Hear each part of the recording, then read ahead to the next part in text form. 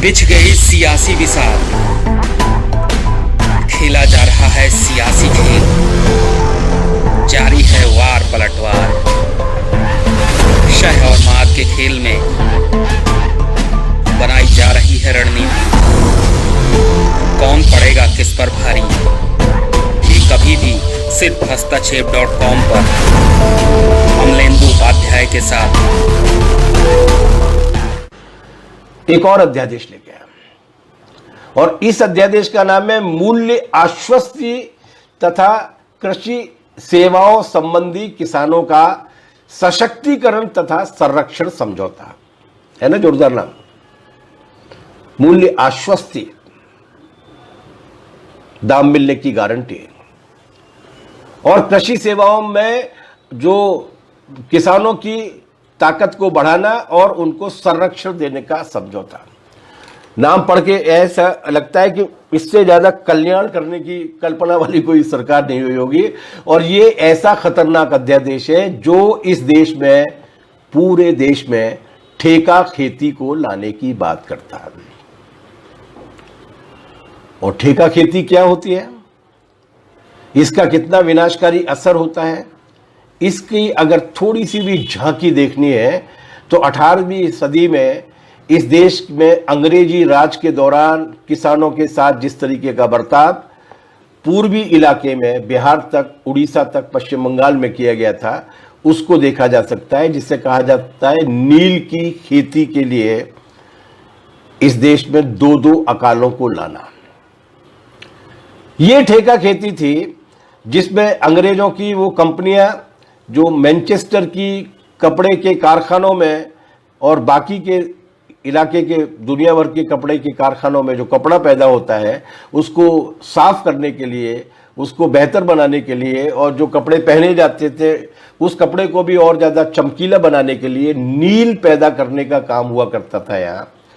उसके लिए ठेका खेती की शुरुआत की गई थी और उस ठेका खेती के नाम पर बाकायदा कॉन्ट्रैक्ट किया जाता था और नतीजा ये निकलता था कि बड़े पैमाने पर जहां भी नील की खेती हुई, उस नील की खेती की वजह से दो तरीके की समस्याएं पैदा हुई। पहली समस्या तो ये पैदा हुई कि खाद्यान्न पैदा करना बंद हो गया, जबरदस्ती नील पैदा कराया जाने लगा, न चावल पैदा होगा, न दाल पैदा होगी, न आलू पैदा होगा। और दूसरा नुकसान यह हुआ कि जहां जहां नील की खेती हुई वहां वहां वो जमीन बंजर हो गई और वर्षों तक बंजर पड़ी रही। नतीजा क्या निकला? नतीजा ये निकला कि पूरे पूरब के इलाके में, खासतौर से बंगाल में और बिहार के उस इलाके में, उड़ीसा में एक जबरदस्त भीषण अकाल पड़ा। केवल एक बार नहीं पड़ा बल्कि 2 बार पड़ा, जिनमें कहा जाता है कि एक बार 1 करोड़ से ज्यादा, दूसरी बार 1.5 करोड़ से ज्यादा लोगों की मौत हो गई। वो ठेका खेती दोबारा लौट कर आ रही। क्यों आ रही है? इस देश की जो सबसे बड़ी खूबसूरती है वही इस देश के लिए सबसे बड़ी समस्या बनती जा रही है, क्योंकि उसको देखने वालों का नजरिया खराब है। इस देश की सबसे बड़ी खूबसूरती है कि यहां पर मौसम की भी विराट विविधता है और उसके चलते फसलों की भी बहुत विविधता है। हम फूल पैदा कर सकते हैं, हम इत्र पैदा करने वाले पौधे भी पैदा कर सकते हैं, हम गन्ना पैदा कर सकते हैं जिससे चीनी बन सकती है, हम तरह तरह के फल पैदा कर सकते हैं। ये हमारे मौसम की विविधता है। जो तथाकथित विकसित देश है, जो संपन्न देश है, जिन्हें ये सारी चीजें चाहिए तो सही अपने जीवन को सुखमय बनाने के लिए, लेकिन जो उनके यहां पर पैदा नहीं होते हैं, तो नतीजा क्या निकलता है? कि नतीजा ये निकलता है कि वो ये चाहते हैं कि हम उनके लिए ये तमाम सारी चीजें पैदा करें ताकि वो अपनी जिंदगी को और भी ज्यादा सुखमय बना सकें, उनका कंज्यूमरिज्म और भी ज्यादा विविधतापूर्ण हो सके और हम अपने खाने पीने की चीजें पैदा करना बंद कर दें। तो कॉन्ट्रैक्ट खेती में क्या होने वाला है? उस जमाने में नील पैदा कराया गया था, अब जट्रोफा पैदा कराया जाएगा ताकि उससे डीजल बनाया जा सके। अब जैसे चंबल के इलाके की जमीन ली गई थी 25,000 हेक्टेयर, जो किसान सभा के 3 बार किए गए संघर्षों के बाद 3 बार उन फैसलों को, कॉन्ट्रैक्ट्स को वापस कराया गया कि इस विदेशी कंपनी को हम नहीं देंगे। किस लिए? चावल दाल पैदा करने के लिए, सरसों पैदा करने के लिए नहीं, बल्कि उस पर जट्रोफा की खेती करने के लिए, जिससे डीजल बनता है या ऑयल जो है वो बन सकता है, ईंधन बन सकता है। और दूसरा ये कि इत्र की खेती करने के लिए, ताकि जो विकसित देशों के लोग हैं उनके लिए इत्र और फुलेल और सेंट की सप्लाई की जा सके। उस तरीके की खेती की पैदावार करने की आशंका होगी। आशंका क्या होगी, वो वही पैदा करने के लिए आएंगे। नतीजा क्या निकलेगा? नतीजा ये निकलेगा कि वो आशंका गलत नहीं है, फिर वो अपना माल बेचेंगे कि हमसे गेहूं खरीद दो, हमसे तेल खरीद दो, हमसे दाल खरीद दो। और हमारी सरकार तो मोजाम्बिक से भी दाल खरीद के ला सकती है, भले इस देश के किसानों को अरहर की दाल की कीमत देने के लिए वो तैयार नहीं हो। 30 रुपये, 25 रुपये, 35 रुपये में भी झिकझिक करें, लेकिन बाहर से मोजाम्बिक से 7,500 किलोमीटर दूर से वो 55 रुपये किलो में भी खरीदने में कोई दिक्कत नहीं है। बहरहाल इस तरीके से एक ऐसा बड़ा असंतुलन ही पैदा नहीं हो जाएगा हमारे उपभोग में, आवश्यकता में और उसकी पूर्ति की संभावना में, कि उसकी वजह से देश की खाद्यान्न सुरक्षा भी खतरे में पड़ सकती है, खेती तो खतरे में पड़ेगी। और केवल इतना ही नहीं किया, इसमें भी वही प्रावधान लागू किए गए हैं, वही इंतजाम किए गए हैं जो पहले वाले एक्ट में किए गए हैं। क्या किए गए हैं? पहला तो यह कि किसी राज्य सरकार को अधिकार नहीं होगा ये तय करने का कि उसे अपने प्रदेश में ठेका खेती की अनुमति देनी है कि नहीं देनी। दिल्ली में बैठे हुए ब्रह्मा जी ने कह दिया, दिल्ली की सरकार ने फैसला ले लिया कि ठेका खेती होनी है तो होनी है। आपको उस पर चूज करने का, पिक एंड चूज करने का राइट नहीं है कि हमारे केरल की परिस्थितियों को देखते हुए या मध्य प्रदेश के हालात को देखते हुए या हरियाणा की जरूरतों को देखते हुए हम ठेका खेती की अनुमति दिए जाने से इनकार करते हैं। ये आप नहीं कर सकते। आपको इस केंद्रीय अध्यादेश को मानना ही होगा, केंद्र सरकार के हुक्म को लागू करना ही होगा। दूसरा है कि इसमें भी कंपनी की कोई गड़बड़ी अगर होगी, तो जैसे पहले कानून में था, इसमें भी अगर कंपनी किसी तरीके की गड़बड़ करती है, किसी तरीके का ब्रीच करती है, किसी तरीके की धोखाधड़ी करती है, अदालतें उसकी सुनवाई नहीं कर सकेंगे। कोई भी विवाद अदालत में नहीं जा सकेगा।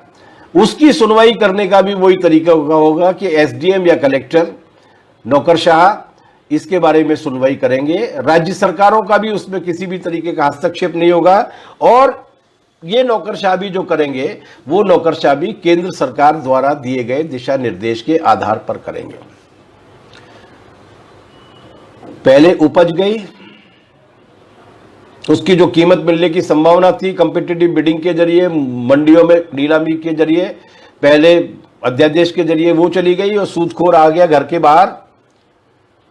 और दूसरे में आपकी खेती पर भी अब उन्होंने अपना जाल फैला दिया और ठेका खेती के नाम पर इस खेती को भी कब्जा करने की वो तैयारी कर रहे हैं। और सीधे केंद्र सरकार का उन पर नियंत्रण होगा, बाकी किसी का नियंत्रण नहीं होगा। तीसरा और भी भयानक है, और तीसरा अध्यादेश केवल किसानों की हालात को ही खराब नहीं करता, बल्कि तीसरा अध्यादेश इस देश की जनता के लिए बहुत बड़ा संकटपूर्ण अध्यादेश होने वाला है। क्या है वो? उन्होंने एक और अध्यादेश लाया। एक हमारे यहां पर कानून था इसेंशियल कमोडिटीज एक्ट, आवश्यक वस्तु कानून।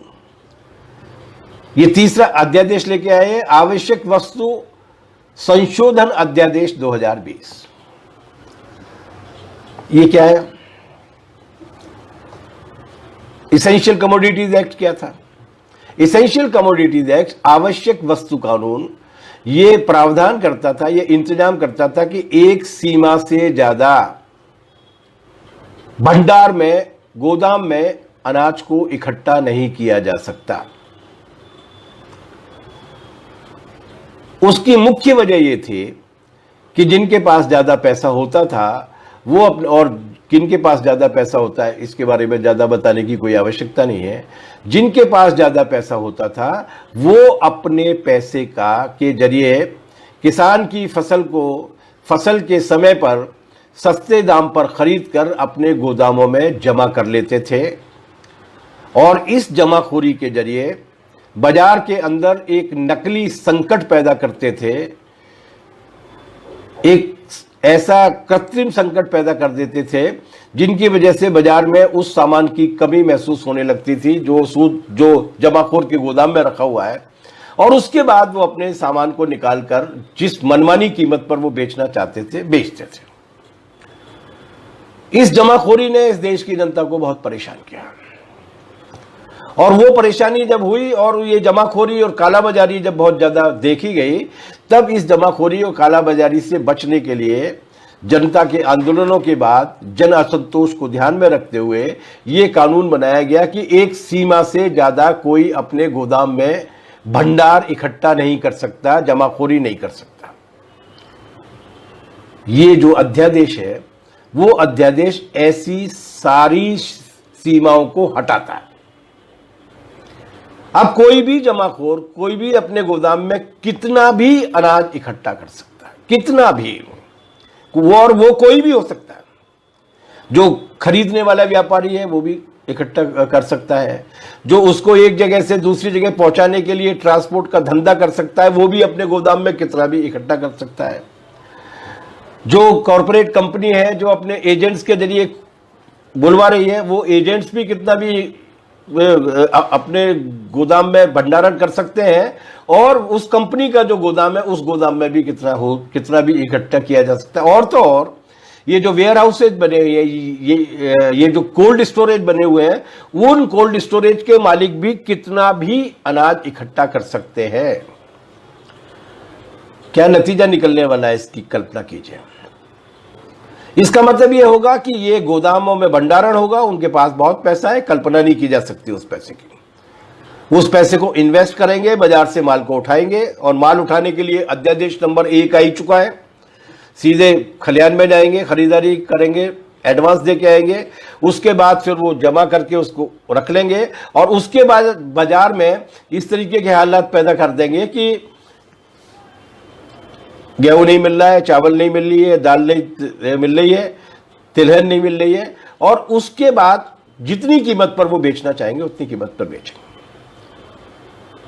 तो कालाबाजारियों और जमाखोरों के बारे में इतना ज्यादा छूट देने वाला कानून बनाने की हिम्मत मोदी जी कर सकते थे, उनके स्वाभाविक मित्र हैं वो। इन कालाबाजारियों जमाखोरों की स्वाभाविक पार्टी है भारतीय जनता पार्टी, जनसंघ के जमाने से लेके आज तक। तो उनको उन्होंने इतनी छूट दे दी, और इसका मतलब यह होगा कि अब वो छप्पर फाड़ मुनाफा उनको मिलेगा, और इसमें भी वही प्रावधान है, इसमें तो छूट ही है, किसी तरीके का कोई नियंत्रण हो नहीं सकता, जिसको जितना इकट्ठा करना है वो कर लेगा। लेकिन इसमें एक और प्रावधान किया गया है जो और भी ज्यादा खतरनाक है, और वो प्रावधान ये है कि सरकार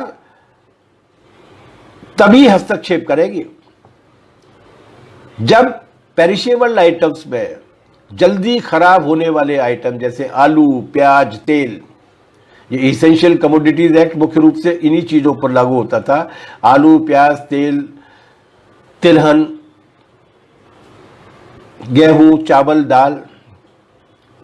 तो ये उसमें लिखा हुआ है कि ये जो पेरिशेबल आइटम है जैसे आलू, प्याज और तेल, इनकी कीमत अगर 100% से ज्यादा बढ़ जाएगी तब सरकार हस्तक्षेप करने के बारे में विचार कर सकती है, तब भंडारण की और जमाखोरी की सीमा तय करने के बारे में सोचा जा सकता है, उससे पहले नहीं सोचा जाएगा। 99% और 90% तक अगर कमा रहा है वो, और 100% बढ़ी की नहीं बढ़ी इसको तय करने वाला कौन होता है? कोई सिस्टम है क्या हमारे पास? वो ले आएंगे उठा के कि आलू की कीमत 100% हो सकता है कि दिल्ली के बाजार में बढ़ गई हो गई हो, लेकिन दिल्ली से 850 किलोमीटर दूर शहडोल के बाजार में तो सस्ता मिल रहा है, तो इसका मतलब हस्तक्षेप करने की आवश्यकता नहीं है, वो 25 बहाने लेके आ जाएंगे। पेरिशेबल आइटम में 100% और नॉन पेरिशेबल आइटम में, खाद्यान्नों के मामले में अगर 50% से ज्यादा बढ़ जाती है तो हस्तक्षेप करने के बारे में विचार किया जा सकता है, वरना उसके बिना नहीं किया जाएगा। इसका मतलब क्या है? इसका सीधा मतलब यह है कि अब खाने पीने की चीजें, अब हमारी थाली पर भी इन मुनाफाखोर और कालाबाजारियों की गिद्ध दृष्टि आ गई है। अब वो उसमें भी मुनाफा कमाना चाहते हैं। ये 3 अध्यादेश हैं, जो 3 अध्यादेश इस देश की खेती की कमर तोड़ते हैं, इस देश के आम नागरिक की, इस देश के 33-34 करोड़ परिवारों के रसोई की रोटी की, दाल की, चावल की, आलू की, प्याज की, तेल की सुरक्षा को छीनते हैं और अंबानी और कारगिल जैसी देशी और विदेशी बहुराष्ट्रीय कंपनियों के मुनाफे का इंतजाम करते हैं। इससे ज्यादा खतरनाक कोई फैसले हो सकते हैं? इन कानूनों को अध्यादेश के रूप में लाया। उन्होंने ठीक कहा था 12 मई के भाषण में। उन्होंने कहा था कि महामारी को अवसर की तरीके से इस्तेमाल किया जाना चाहिए। और नीति आयोग के एक सदस्य हैं जो एफडीआई का काम देखते हैं, वो हार्वर्ड की यूनिवर्सिटी में गए थे पढ़ने के लिए। वहां जॉन एफ कैनेडी की यूनिवर्सिटी से बिजनेस मैनेजमेंट की ट्रेनिंग लेकर आए एक बड़े ऑफिसर हैं जो नीति आयोग के मेंबर हैं, जिनका नाम है अमिताभ कांत। उन अमिताभ कांत साहब ने फरमाया कि ये बिल्कुल सही समय है। जिन फैसलों को लेने में आमतौर से सरकारें हिचकती रही हैं, ये कोरोना के लॉकडाउन का समय उन फैसलों को लिए जाने का सबसे अच्छा समय है। एक पत्रकार है, वरिष्ठ पत्रकार, किसी जमाने में इंडियन एक्सप्रेस के संपादक भी थे, शेखर गुप्ता। बड़ी फ्लावरी इंग्लिश में, बड़ी चमचमाती हुई अंग्रेजी की भाषा में अपना ज्ञान पेलते रहते हैं। वो अमेरिका और देशी कॉरपोरेट कंपनियों के एक तरीके से ड्रमर हैं, ढिढोरची हैं। उन्होंने भी लिखा है कि बिल्कुल सही फैसले लिए जा रहे हैं और मोदी सरकार को बड़े साहस के साथ जाना चाहिए और ये सही समय है। इस समय कोई प्रतिरोध नहीं होगा, कोई जुलूस नहीं निकलेगा, कोई विरोध कार्रवाई नहीं होगी। ये समय है जब कड़े से कड़े फैसले लिए जाने चाहिए। ये कड़े फैसले और महामारी को अवसर बनाना किसके लिए कड़े फैसले हैं? ये अंबानी, अडानी, इस देश की कॉरपोरेट कंपनियों और दुनिया भर की विदेशी कॉरपोरेट कंपनियों को इस देश की लूट के लिए खुला छोड़ देने के कड़े फैसले हैं और उसके लिए इस्तेमाल किया जा रहा है ताकि इस देश में किसी भी तरीके का प्रतिरोध विकसित नहीं हो सके और न केवल विकसित नहीं हो सके बल्कि कोरोना तानाशाही का इस्तेमाल किया जा रहा है इस बात के लिए कि किसी भी तरीके की अगर आवाज उठे तो उसको जेल में डाल दिया जाए। रोहतक की नताशा जेल में है। डॉक्टर अंबेडकर के जो पौत्र दामाद है प्रोफेसर आनंद तेज तुमड़े, वो जेल में हैं। ऐसे न जाने कितने बुद्धिजीवी जेल में हैं और ये दिल्ली के दंगों की आड़ में या दूसरे एनआरसी और सीए के मामलों को लेकर झूठे मुकदमों में न जाने कितने लोग जेल में हैं। इमरजेंसी 1975 से लेकर 77 के बीच में, 26 जून 1975 से लेकर 24 मार्च 1977 के बीच में जो इमरजेंसी आपातकाल इस देश ने देखा है, उससे 1000 गुना ज्यादा खराब हालत इस वक्त देश के लोकतंत्र के लिए है, अभिव्यक्ति की स्वतंत्रता के लिए है। उसका पूरा इस्तेमाल कॉरपोरेट कंपनियों को मुनाफे बढ़ाने की कोशिश के लिए किया जा रहा है। एक और फैसला चुपके से हुआ है, उसके लिए अध्यादेश लाने की आवश्यकता नहीं है। वो कानून की धारा में परिवर्तन कर दिया गया है। इंडियन इलेक्ट्रिसिटी एक्ट जो था, उस बिजली कानून 2003 की धारा 62 और 65 में परिवर्तन करके, संशोधन करके ऐसा गोलमोल इंतजाम कर दिया गया है कि अब किसान को सस्ती बिजली जो मिला करती थी, आने वाले कुछ वर्षों में किसान की सस्ती बिजली का प्रावधान पूरी तरीके से गायब होने वाला है। अभी फिलहाल उन्होंने ये कहा है कि वो नियामक आयोग दरों को तय करते वक्त जो अलग अलग सेक्शंस के लिए तय करता था, उसके लिए सरकार की ओर से जो सब्सिडी दी जाती थी खेती के लिए इस्तेमाल की जाने वाली बिजली के बिलों में, वो अब सब्सिडी नहीं दी जाएगी, वो अब सीधे कंपनियों को दी जाएगी। 4-6 महीने बाद आप मोदी जी का भाषण सुनेंगे, उसमें वो ये कहेंगे कि अब वो सब्सिडी किसान के खाते में सीधे पहुंचाई जाएगी।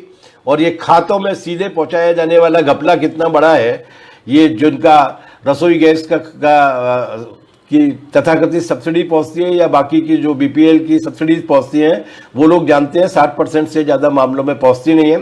और 2-4 साल बाद फिर वो यही कहेंगे कि नहीं, एक भारत एक कानून, एक भारत एक बिजली की दर। वो ये कभी नहीं कहते एक भारत तो मुकेश अंबानी और गांव के खेत मजदूर की भी आमदनी एक बराबर, वो उसके बारे में एक भारत की बात नहीं करते, लेकिन एक भारत कमाई के लिए एक भारत, लूट के लिए एक भारत। ये किस किसान के साथ किया जा रहा है? ये भारत देश के उस किसान के साथ किया जा रहा है जो पहले से ही टूट चुका है। वो कह रहे हैं ना, बेंगलोर जाके बेच के आएगा, चेन्नई जाके बेच के आएगा। मंदसौर में हाट पीपलिया मंडी जो है, उस पीपलिया मंडी से गांव की दूरी 20-25 किलोमीटर थी, जहां के लोग शहीद हुए 6 जून 2017 को। वो अपनी लहसुन और प्याज भर के लाए थे, ट्रैक्टर ट्रॉली में, किराए की ट्रैक्टर ट्रॉली लेके आए थे, और वो लेकर आए थे। और जब वहां पर मंडी में पहुंचे तब उनको ये मालूम पड़ा कि परसों जो 40 रुपए किलो बिक रहा था लहसुन, उसकी कीमत एकदम से घट के 4 रुपए से भी नीचे आ गई है। और किसान ने ट्रैक्टर ट्रॉली पर बैठे बैठे जोड़ लगाया कि जितने पैसे में ये डीजल डला है और जितने में मैं ये ट्रॉली और ट्रैक्टर को किराए पर लेके आया हूं, पूरी ट्रॉली बेचने के बाद भी उतना पैसा भी निकलने वाला नहीं है लहसुन का। उसने सड़क पे बिखेर दी अपनी उपज और सरकार से मांग करने लगा कि भाई हमें ये जो अचानक बाजार में ये जो आड़तियों ने, व्यापारियों ने मिलकर कीमत गिरा दी है, हमको हमारी न्यूनतम समर्थन मूल्य की कीमत की गारंटी तो दो। गारंटी तो नहीं मिली। शिवराज सिंह चौहान की सरकार थी, उसने गोली चला दी और 6 नौजवान किसान शहीद हो गए। ये केवल मंदसौर की कहानी नहीं है, पूरे देश भर में यही होता है। अच्छी फसल हो तो भी किसान को घाटा है, और खराब फसल हो फिर तो घाटा घाटा है। जिसको दाम नहीं मिल रहे, जिस देश में आज भी किसान की हालत यह है कि 80-85% से ज्यादा किसानी ऐसी है जो या तो छोटे किसान है या सीमांत किसान है। इसका मतलब यह है कि उनकी पास इतनी जमीन है जिसमें से उनका गुजारा पूरी तरीके से नहीं चल सकता, उस खेती को तोड़ दो। ये उस देश में फैसला लिया जा रहा है जहां आधी आबादी ग्रामीण जो है वो खेत मजदूरों की है। ये उस देश में फैसला लिया जा रहा है जहां पर 1991 से 2011 के बीच में सरकार की नीतियों से परेशान होकर 1.5 करोड़ से ज्यादा किसानों ने खेती किसानी का काम बंद कर दिया। हर रोज 2,000-2,500 से ज्यादा किसान किसानी छोड़ रहे हैं। हर दिन करीबन 1 दर्जन से ज्यादा किसान आत्महत्या कर रहे हैं। उसमें इस पूरे के पूरे कोरोना के महामारी को अवसर बनाकर अब ये जो लाने की कोशिश की जा रही है, जाहिर सी बात है कि वो इस देश की किसानी को बहुत जबरदस्त संकट पहुंचाने का काम करने वाली है, मुश्किल में डालने का काम करने वाले हो। ये उस देश में किया जा रहा है जहां की अर्थव्यवस्था आज भी किसान की दम पर चलती है। अगर 2011 की जनसंख्या के आंकड़े हम लोग देख लें तो इस देश में लगभग 8% ऐसे लोग हैं जो फुल टाइमर किसान हैं, फुल टाइम किसानी करते हैं। लगभग 10 करोड़ के आसपास 8%। जो खेत मजदूर हैं या जो पार्ट टाइम खेती करते हैं, ऐसे लोगों की संख्या करीबन 25% है, लगभग 24 करोड़ मान लीजिए। उसके बाद इनकी आमदनी पर, इनके जीवन पर निर्भर रहने वाले, इनके उत्पादन पर निर्भर रहने वाले जुलाहे हैं, मिस्त्री है, बढ़ई है, टेलर है, दुकानदार है, अंडे बेचने वाले हैं, बकरी पालने वाले हैं, गाय पालने वाले हैं, पशुपालन का काम करने वाले हैं, आदिवासी इलाकों में वनोपज के संग्रहण को और वनोपज के व्यापार को करने वाले हैं। इन सारे लोगों को भी अगर जोड़ लें तो ये देश की कुल आबादी का 50% होते हैं। अगर इस देश की 50% आबादी के पास ही कुछ नहीं बचेगा तो ये किस तरीके से देश का विकास होगा?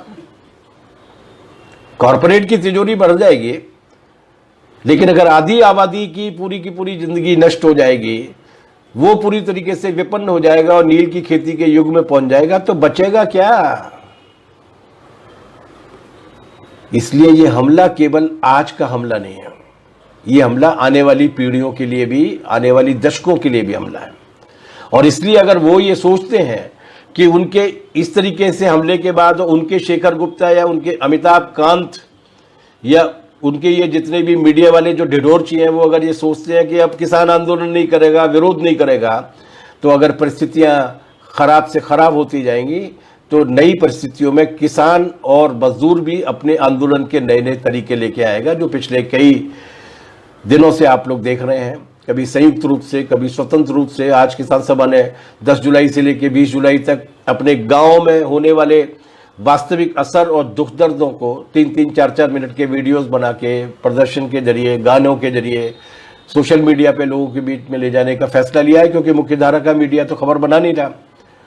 उसके बाद फिर ये तय किया गया है कि 23 जुलाई को और 9 अगस्त को, और 23 जुलाई से लेकर 9 अगस्त के बीच में लगातार पूरे देश भर में किसान, खेत मजदूर और ट्रेड यूनियन CI2 ये लोग मिलकर कार्रवाई करेंगे, जिसमें 23 जुलाई के दिन अलग अलग ब्लॉक्स में, गांव में, कस्बों में, तहसीलों में कार्रवाई की जाएंगी और 9 अगस्त के दिन जुझारू कार्रवाइयाँ की जाएंगी, जो इसमें ये तीनों संगठन और देश के खेत मजदूर, किसान और मजदूर मिलकर अपनी ताकत को दिखाएंगे। तो आंदोलन के अनेक अनेक रूप आ रहे हैं। इसलिए अगर वो ये इस गलतफहमी में है कि बहुत आसानी के साथ वो इस काम को कर लेंगे और लोगों का प्रतिरोध नहीं होगा, जैसे शेखर गुप्ता अगर एयर कंडीशन चैम्बर में बैठ के और अंबानी और अडानी को खुश करने के लिए अपने ब्लॉग्स लिख लिख के और अपने कॉलम्स लिख लिख के वो समझ रहे हैं कि अब सब कुछ बंद हो जाएगा, तो भैया ये 135 करोड़ का देश है, इसने अच्छे अच्छों की खटिया खड़ी की है। तो ये जो आभासी टेलीविजन में से निकलकर, बुद्धू बॉक्स में से निकलकर ये जो भस्मासुर पैदा हुआ है, इस भस्मासुर की खटिया खड़ी करने की भी ताकत इस देश के मजदूरों, किसान में है। इसलिए किसी भी तरीके की गलतफहमी में रहने की आवश्यकता नहीं है। लड़ेंगे और इस पूरी की पूरी प्रक्रिया को उलटेंगे, इस देश के किसान भी और इस देश के मजदूर भी। बिल्कुल आखिर में मैं एक बात कहना चाहता हूं, काशी करवट वाली कहानी छोड़िए, बाद में सुनाएंगे, या अगर समय मिला तो देखते हैं ये कर क्यों रहे हैं ऐसा।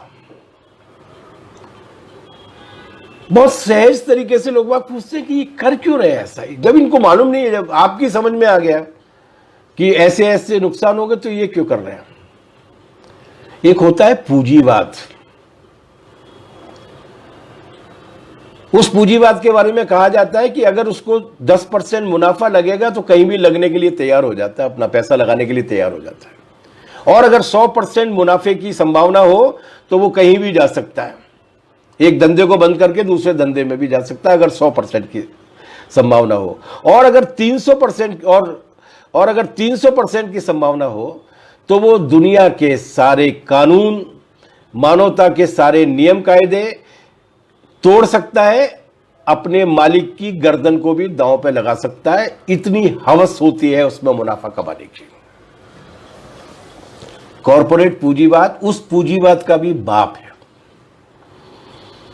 उन्हें सिर्फ मुनाफा चाहिए, वो मुनाफा किसी भी कीमत पर मिले, और उस मुनाफे की कोई भी कीमत मानवता को या मनुष्यता को क्यों न चुकानी पड़े, उसके लिए मुनाफा चाहिए। और वो कॉरपोरेट 15,000 करोड़ रुपए से ज्यादा 2014 के पहले खर्च करके मोदी की आभा बना के उन्हें उनके प्रोडक्ट को मार्केट में लॉन्च करके लाया।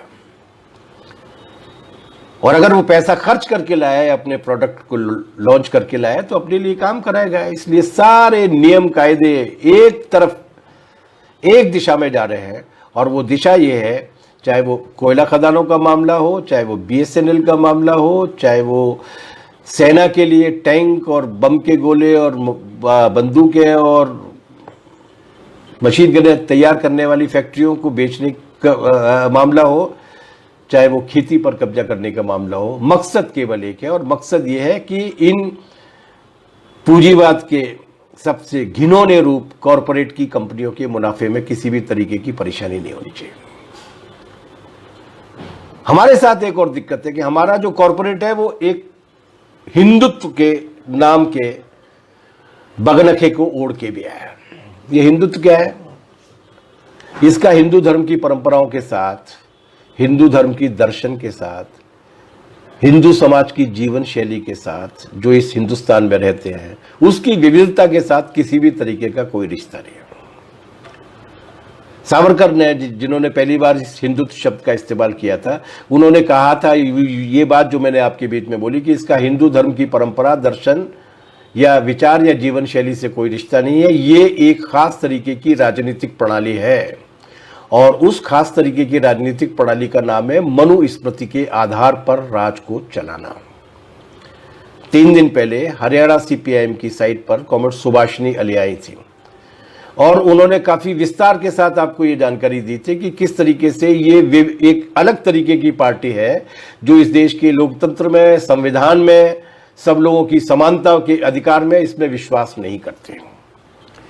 और वो कॉरपोरेट के साथ मिलकर इस देश में उसी तरीके के समाज को लाना चाहती है जिसकी कल्पना जिसकी बहुत धूर्ततापूर्ण अवधारणा मनुस्मृति में दी गई है, जिसमें कहा गया है कि सारी संपत्ति रखने का, जमीन रखने का, जायदाद रखने का, दुनिया के सारे सुखों को भोगने का अधिकार केवल मुट्ठी भर लोगों को है। बाकी सारे लोगों को उनके अलग अलग क्रम में, दासानुक्रम में उनके गुलाम और सेवक बन के काम करना है। किसानों के पास जमीन भी नहीं होनी चाहिए। उनका काम है उस जमीन पर वो अपने मालिक के लिए काम करें और उसके आधार पर जो मिल जाए उसके लिए तुष्ट हो जाए, संतुष्ट हो जाए, तृप्त हो जाए।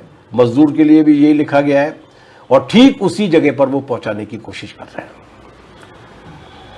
इन 3 अध्यादेशों से जो लड़ाई होगी, या बिजली कानून को बदलने के सवाल को लेकर जो लड़ाई होगी, या बाकी के सारे प्रश्नों पर, चाहे वो किसानों के प्रश्न हो, चाहे वो 8 घंटे के काम को बढ़ा के 12 घंटे और श्रम कानूनों के खात्मे का सवाल हो, चाहे वो लोकतांत्रिक अधिकारों का पर किए जाने वाले हमले के विरोध का सवाल हो, ये जितनी भी लड़ाइयां होंगी, उन लड़ाइयों का ये वाचवर्ड है, उन लड़ाइयों का ये मार्ग निर्देशक है। और वो ये है कि केवल कॉरपोरेट से लड़ने से काम नहीं चलेगा, हिंदुत्व से भी लड़ना पड़ेगा। केवल हिंदुत्व से लड़ने से काम नहीं चलेगा, कॉरपोरेट से भी लड़ना पड़ेगा, क्योंकि ये दोनों गलवहियां डाल के आए हैं। जैसे कोरोना के वायरस के बारे में, कोविड-19 के बारे में कहा जाता है कि वो प्रोटीन का एक अणु है जिसके ऊपर चर्बी की एक परत है। इसीलिए बार बार कहा जाता है कि बार बार साबुन से हाथ धोइए, ताकि वो चर्बी जो है वो साबुन से घुल जाएगी और प्रोटीन बह के चली जाएगी। इसीलिए कहा जाता है कि हाथ धोइए और इसीलिए कहा जाता है कि मास्क पहनिए। ये जो कॉरपोरेट हिंदुत्व है, वो हिंदुत्व की मनुस्मृति के अणु है। उसके ऊपर कॉरपोरेट की, अंबानी की, अडानी की और अमेरिकी कंपनियों की चर्बी चढ़ी हुई है। दोनों से लड़ना पड़ेगा। इसलिए कोरोना वायरस से लड़ने के लिए अगर साबुन से हाथ धोना है, तो इस कॉरपोरेटिव हिंदुत्व से लड़ने के लिए पूंजीवाद से हाथ धोना पड़ेगा, हिंदुत्व से हाथ धोना पड़ेगा, उनकी गंदगी को साफ करना पड़ेगा। कोरोना वायरस से बचने के लिए अगर मास्क पहनना है, तो कॉरपोरेटिव हिंदुत्व से बचने के लिए, खुद बचने के लिए, उससे बचकर अच्छा रास्ता निकालने के लिए और बाकी दुनिया को और देश को बचाने के लिए केवल मास्क पहनने से काम नहीं चलेगा, मार्क्स को पढ़ना पड़ेगा। 1848 में उन्होंने जो छोटी सी किताब लिखी थी, गुट का कम्युनिस्ट मैनिफेस्टो, उसमें उन्होंने पूंजीवाद की लालसा, हवस और मानवता के साथ किए जाने वाले अत्याचारों का जो संकेत दिया था, आज हम अपनी नंगी आंखों के साथ देख रहे हैं।